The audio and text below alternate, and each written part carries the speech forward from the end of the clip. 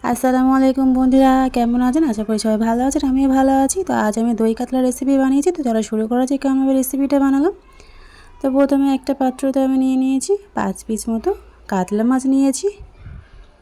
তো এইগুলোকে আমি ভাজা করে নেব। তো প্রথমে আমি স্বাদ অনুযায়ী লবণ দিয়ে দিলাম, আর হাফ চামচ মতো হলুদ গুঁড়ো দিয়ে দিলাম, আর 1 চামচে সাদা তেল দিয়ে দিলাম। এবারটাকে আমি ভালোভাবে মাখিয়ে নেব। তো বন্ধুরা, যে যেখান থেকে আমার ভিডিও দেখছেন দেশ বা বিদেশে বাইরে, তাদেরকে অসংখ্য অসংখ্য ধন্যবাদ আমার পাশে থাকার জন্যে। তো আমার মাছগুলো মাখানো হয়ে গিয়েছে। এবার এটাকে আমি ম্যারিনেট করে রাখবো 10 মিনিটের জন্যে। তো একটা সাইডে আমি রেখে দিলাম। এবারে মশলা আমি বেটে নেব। একটা বাটিতে দেখতে পাচ্ছেন বন্ধুরা, আদা রসুন আর কাঁচা লঙ্কা আর পেঁয়াজ, 3টে পেঁয়াজ নিয়ে নিয়েছি।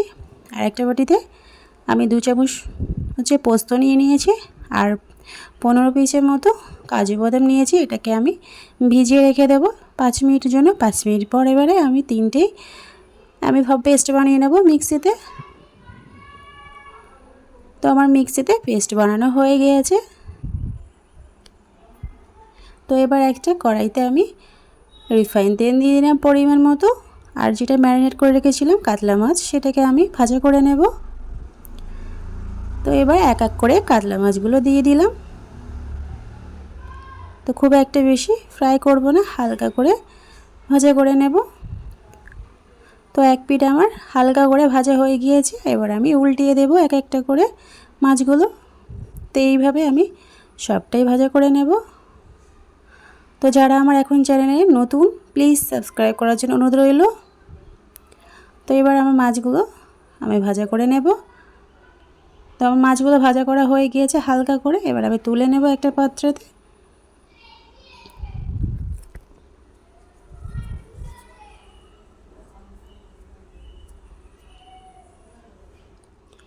তো এবার একটা যে কড়াইতে রান্না করব সেই কড়াইটা নিয়ে নিলাম, আর মাছ ভাজা যে তেলটা এক্সট্রা তেল ছিল সেটাকে আমি দিয়ে দিলাম, আর অন্য কোনো তেল অ্যাড করিনি।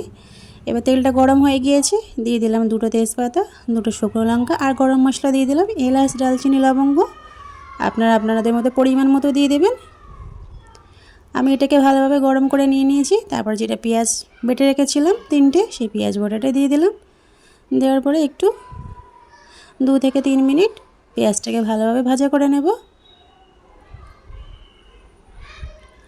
তারপরে দিয়ে দিলাম আদা রসুন আর কাঁচা লঙ্কার পেস্টটা। এটাকেও দিয়েও 2 থেকে 3 মিনিট ভাজা করে নেব, যাতে করে আদা রসুনের যে কাঁচা গন্ধটা থাকে সেটা আর থাকবে না। তো এইভাবে 2 থেকে 3 মিনিট অনবরত নাড়তেই থাকতে হবে, কারণ তলাতে অনেক সময় ধরে যেতে পারে। তারপরে কিছুটা পরিমাণ পানি দিয়ে দিলাম, দিয়ে আবারও নেড়েচেড়ে নিয়ে নিলাম। তারপরে দিলাম স্বাদ অনুযায়ী লবণ, আর দিয়ে দিলাম 1 চামচ মতো জিরা গুঁড়া আর ধনিয়া গুঁড়া, দিয়ে ভালোভাবে নেড়েচেড়ে মশলাটাকে একটু কষিয়ে নিয়েছি। তো কষানো হয়ে গিয়েছে। কষানো হওয়ার পরে আমি যেটা কাজু বাদাম আর পোস্তটা বেটে রেখেছিলাম সেই বাটা মশলাটাকে দিয়ে দিলাম। দেওয়ার পরে মশলাটাকে ভালোভাবে কষিয়ে নিতে হবে, যতক্ষণ না তেল ছাড়ছে অপেক্ষা করতে হবে। তো বন্ধুরা দেখতে পাচ্ছেন আমার মশলাটা ভালোভাবে কষানো হয়ে গিয়েছে, তেল উপর থেকে ছেড়ে দিয়েছে। এবার বুঝতেই পারছেন যে মশলাটা আমার ভালোভাবে কষানো হয়ে গিয়েছে। এবার আমি পরিমাণ মতো পানি দিয়ে দিলাম। তো ঝোলটা ফুটতে অপেক্ষা করব। ফুটে গিয়েছে ঝোলটা, তারপর আমি দিয়ে দিলাম ভাজা করে রাখা কাতলা মাছগুলো, দিয়ে উপর থেকে আমি টক দই দিয়ে দিলাম। দেওয়ার পরে ভালোভাবে নেড়েচেড়ে নিয়ে এটাকে আমি 5 থেকে 7 মিনিটের জন্য ভালোভাবে ফুটিয়ে নেব।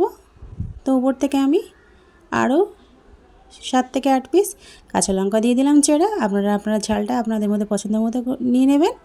আর আমি দিয়ে দিলাম ধনিয়া পাতা কুচি উপর থেকে, আর একটু পেঁয়াজের বেরেস্তা উপর থেকে ছড়িয়ে দিলাম। তো বন্ধুরা, এই রেসিপিটা কেমন লাগলো কমেন্টে প্লিজ জানাতে ভুলবেন না। লাইক করবেন, শেয়ার করবেন। তো আজ এই পর্যন্ত এই রেসিপিটা। আর সুস্থ থাকবেন বন্ধুরা, ভালো থাকবেন। খোদা হাফেজ।